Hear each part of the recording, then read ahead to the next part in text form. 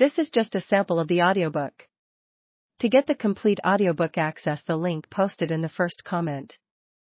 800 years after it was first granted beneath the trees of Runnymede, by the fertile green banks of the River Thames, the Magna Carta is more famous than ever.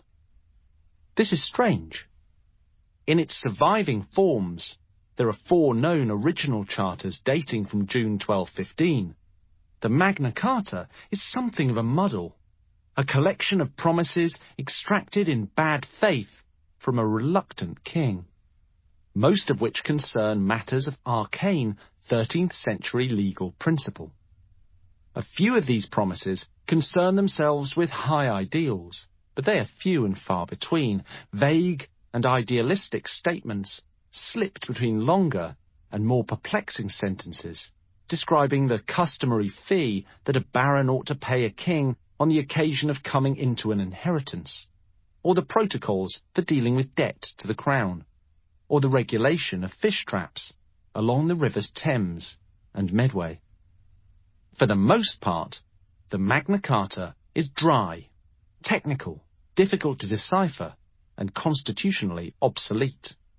Those parts that are still frequently quoted, clauses about the right to justice before one's peers, the freedom from being unlawfully imprisoned, and the freedom of the church, did not mean in 1215 what we often wish they would mean today.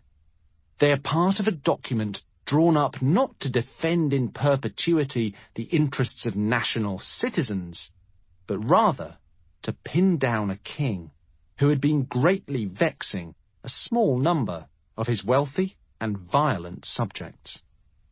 The Magna Carta ought to be dead, defunct, and of interest only to serious scholars of the 13th century.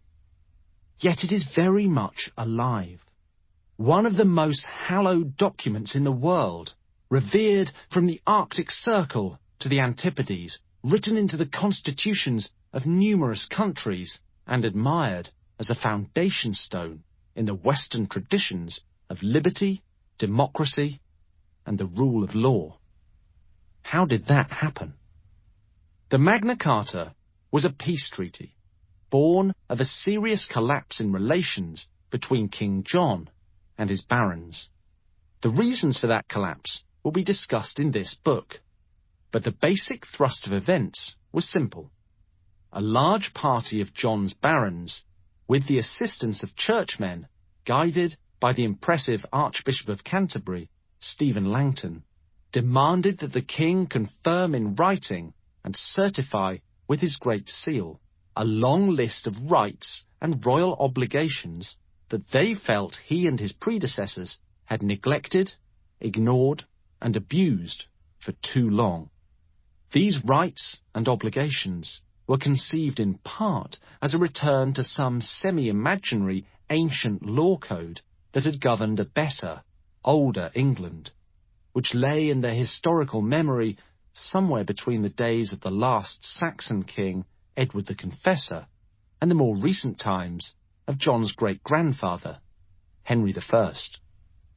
The Magna Carta touched on matters of religion, tax, justice, military service, feudal payments, weights and measures, trading privileges, and urban government. Occasionally, it reached for grand principle.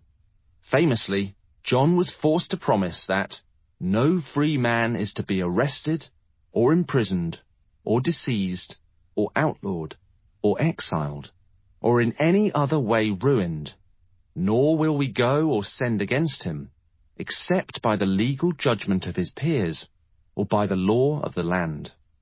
And that, to no one will we sell, to no one will we deny or delay right or justice.